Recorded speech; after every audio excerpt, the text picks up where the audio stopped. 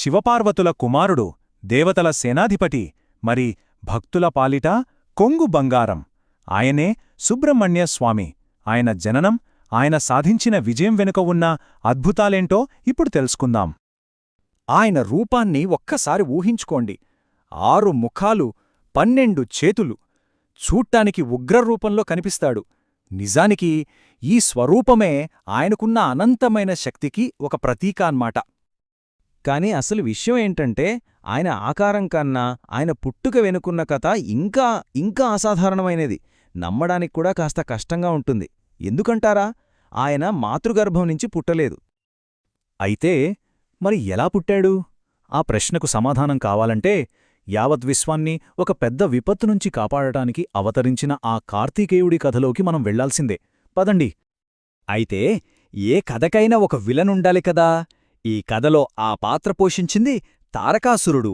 అతని వల్లే అసలు మన హీరో, ఆ గొప్ప వీరుడి ఆవిర్భావం తప్పనిసరయింది. తారకాసురుడు, అమ్మో!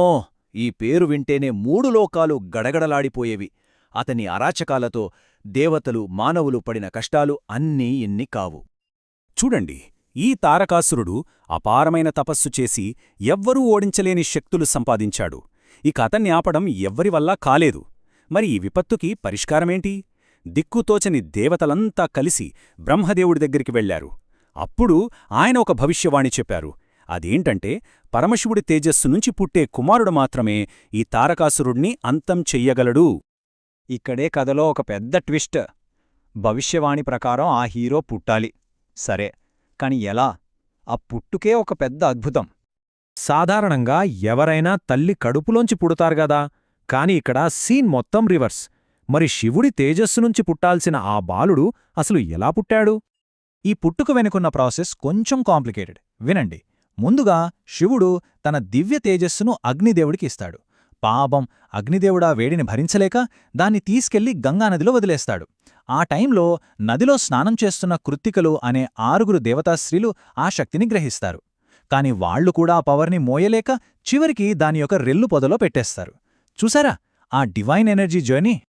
ఇక ఆ రెల్లు పొదల నుంచే 6 తేజస్సుల కలయికతో 6 ముఖాలున్న ఒక దివ్య బాలుడు పుట్టాడు. ఆయనే మన షణ్ముఖుడు. సరే, పుట్టడమైతే పుట్టాడు. కాని ఊరికే కాదు, ఒక పర్పస్తో పుట్టాడు.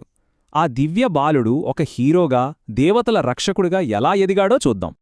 ఆయన పుట్టుకలో ప్రతి స్టేజ్ ఆయనకొక పేరునిచ్చింది. కృతికలు పెంచారు కాబట్టి కార్తికేయుడయ్యాడు. 6 ముఖాలతో పుట్టాడు కాబట్టి షణ్ముఖుడు. గంగలో పెరిగాడు కాబట్టి గాంగేయుడు. ఇక ఫైనల్గా పార్వతీ పరమేశ్వరులు ఆయన్ని కైలాసానికి తీసుకెళ్లి తమ సొంత కొడుకుగా స్వీకరించడంతో కుమారస్వామి అయ్యాడు. ఈ బాలుడిది కారణజన్మమని దేవతలకు అర్థమైపోయింది. వెంటనే ఆయన్ని తమ సైన్యానికి కమాండర్ ఇన్ చీఫ్గా నియమించారు. ఇక తారకాసురుడితో యుద్ధానికి అంతా సిద్ధమైంది. ఇప్పుడు చూడండి ఈ 2 యోధులను. ఒకవైపు ధర్మాన్ని కాపాడటానికి పుట్టిన కార్తికేయుడు, మరోవైపు అధర్మానికి ప్రతిరూపమైన తారకాసురుడు. వీరిద్దరి మధ్య జరగబోయే యుద్ధమే ఈ మొత్తం యూనివర్స్ భవిష్యత్తును డిసైడ్ చేయబోతోంది. ఇక ఆ క్షణం రానే వచ్చింది. దేవతలకు, రాక్షసులకు మధ్య భయంకరమైన యుద్ధం. ఎవ్వరూ ఓడించలేరు అనుకున్న ఆ తారకాసురుడినే ఓడించే సమయం వచ్చేసింది. వెంటనే కుమారస్వామి తన నెమలి వాహనం మీద ఎంతో గంభీరంగా యుద్ధరంగంలోకి ఎంట్రీ ఇచ్చాడు. ఆ సీన్ చూసి దేవతలకు ధైర్యం వస్తే, రాక్షసులకు మాత్రం గుండెల్లో రైళ్లు పరిగెత్తాయి. అసలు ఆయన యుద్ధం చేసే స్టైల్ మామూలుగా ఉండదు. కేవలం పవరొక్కటే కాదు, ఆయన ఒక గొప్ప స్ట్రాటజిస్ట్ కూడా. తన 6 ముఖాలతో అన్ని వైపులా శత్రువుల కదలికల్ని గమనిస్తూ, 12 చేతులతో ఆయుధాలు ప్రయోగిస్తూ, అవసరమైతే పామురూపం దాల్చి రాక్షస సైన్యాన్ని చెల్లటెదురు చేసేశాడు.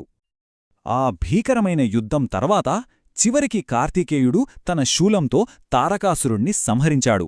అంతే, 3 లోకాలకు పట్టిన పీడ విరగడైపోయింది. అయితే ఈ విజయం కేవలం కథకే పరిమితం కాలేదు.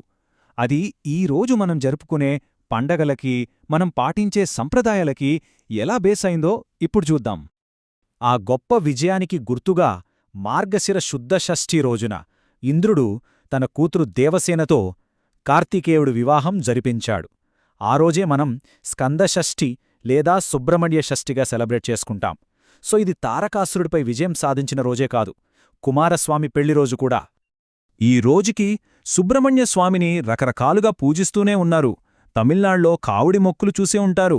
అలాగే సంతానం కోసం నాగప్రతిష్ఠలు చేయడం, కుజదోష నివారణకు కళ్యాణాలు చేయడం, ఇలా చాలా రకాలుగా భక్తులు ఆయన్ని కొలుస్తారు. అంతేకాదు ఆయన దయవల్ల చర్మ, కంటి జబ్బులు కూడా నయమవుతాయని బలంగా నమ్ముతారు. అందుకే అంటారు, కార్తికేయుడి కథ కేవలం ఒక పురాణ గాథం మాత్రమే కాదు, అది తరతరాలుగా భక్తుల నమ్మకంలో, వాళ్ల ఆచారాల్లో, పండగల్లో ఇంకా బ్రతికే ఉంది. వెళ్లే ముందు ఒక్క విషయం ఆలోచిద్దాం. ఒక హీరో పుట్టుక, అతని విజయం, ఇలాంటి కథలు కేవలం టైంపాస్ కోసం కాదు కదా. అవి మన కల్చర్ని, మన పండగలని, మన నమ్మకాలని ఎంతలా ప్రభావితం చేస్తాయో ఆలోచించాల్సిన విషయమే.